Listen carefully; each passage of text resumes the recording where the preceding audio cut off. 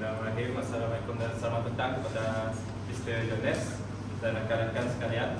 Hari ini saya akan membentangkan tajuk proposal saya, iaitu keberkesanan pembelajaran berasaskan project based learning dalam meningkatkan kemahiran menulis karangan bahasa Melayu dalam karangan belajar tingkatan 1 di Kuching, Sarawak.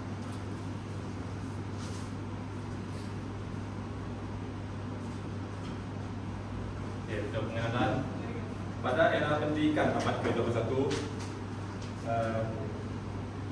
sistem pendidikan menekankan pembelajaran aktif dan berpusatkan murid.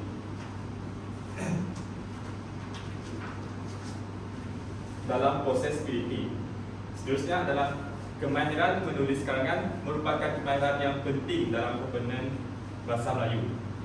Murid tingkatan 1 masih lemah dalam penyeraan idea dan organisasi ini.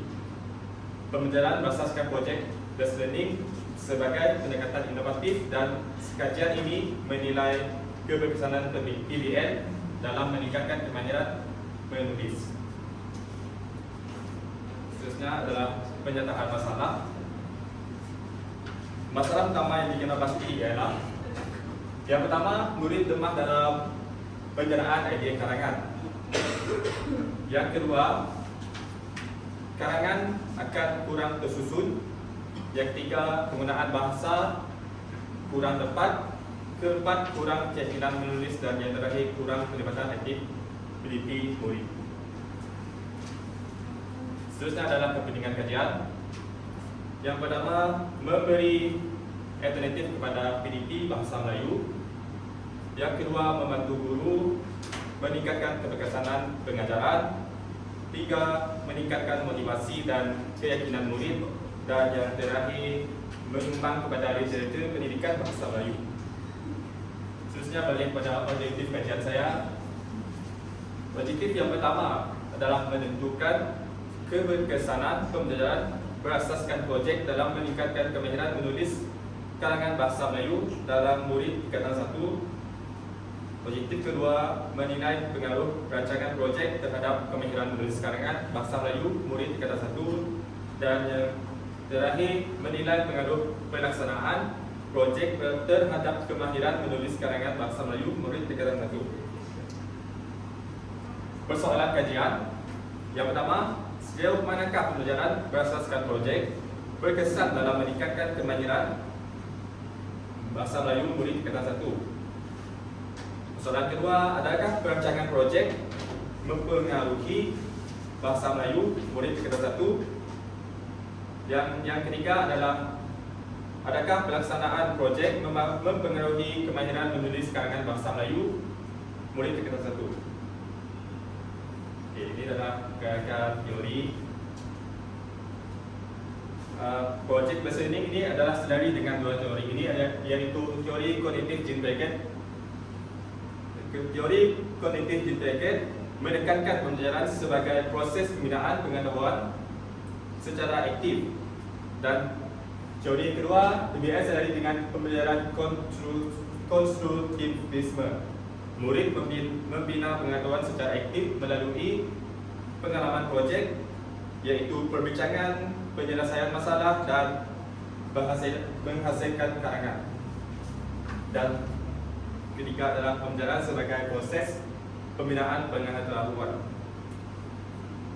Ini merupakan kerangka konseptual, yaitu pemulai ubah bersama saya merupakan pengajaran menulis karangan bahasa Melayu murid tingkatan 1, dan pemulai ubah bebas, yaitu pemenangan dan penilaian projek, pelaksanaan projek, dan perancangan projek.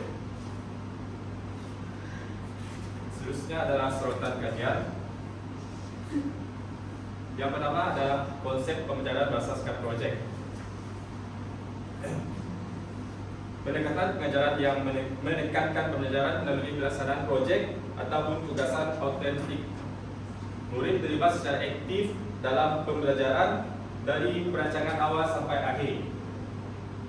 Seterusnya adalah ciri-ciri PBL. Pembelajaran berpusatkan murid, tugasan berbentuk masalah sebenar, dan pembelajaran kolaboratif serta penghasilan produk akhir. Guru bertindak sebagai fasilitator, membimbing murid sepanjang proses pembelajaran sahaja. Dan yang terakhir adalah kemahiran menulis dalam bahasa Melayu. Ianya melibatkan keupayaan murid menjana idea, menyusun isi secara sistematik serta menggunakan bahasa yang tepat. Penulisan yang baik memerlukan latihan yang secukupnya. Seterusnya adalah kita balik pada sorotan kajian kegiatan.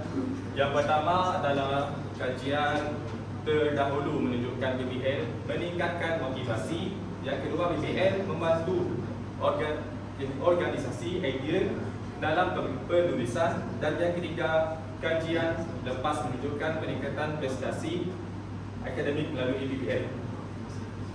Seterusnya kita balik pada metodologi. Yang pertama, reka bentuk kajian, saya mendekatkan dengan kaedah kuantitatif dan ianya merupakan reka bentuk eksperimen kuasi. Secara justifikasi, ianya mudah dianalisis secara statistik, memberi dapatan objektif dan sesuai untuk menguji hipotesis saya. Seterusnya, teknik persampelan.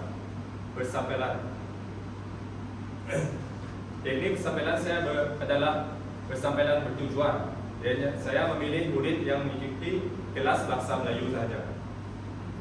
Dan sampel, saya mengambil sampel seramai 100 orang murid tingkatan 1 di sebuah sekolah menengah di Kuching. Seterusnya adalah instrumen kajian. Saya mengambil instrumen kajian ujian penulisan karangan dan memberi orang soal selidik berskala Likert 1 hingga 5, iaitu 1 sangat tidak setuju sehinggalah 5 sangat setuju. Dan ianya merupakan mudah analisis menggunakan SPSS. Ini merupakan pembagian soal selidik saya. Bahagian A, maklumat demografi responden. Bahagian B, perancangan projek. Bahagian C, pelaksanaan projek. Bahagian D, pemenangan dari penilaian projek. Dan bahagian E, kemahiran menulis karangan. Dan seterusnya adalah kesahan dan kepercayaan. Yang pertama, semakan pakar, iaitu content validity. Yang kedua, ujian kepercayaan, iaitu performance alpha. Dan yang ketiga, item selaras dengan objektif kajian. Yang terakhir, jagaan dapatan kajian, iaitu yang pertama, PBL meningkatkan kemahiran menulis karangan. Yang kedua, markah karangan akan meningkat. Dan ketiga, hubungan signifikan antara IV dan DV. Dan yang terakhir, dapat PBL meningkatkan keyakinan murid. Itu sahaja daripada saya. Sekian, terima kasih. Alright, thank you, Aziz. Jawaban tema maupun kebetulan hasilnya. Okay. Dan,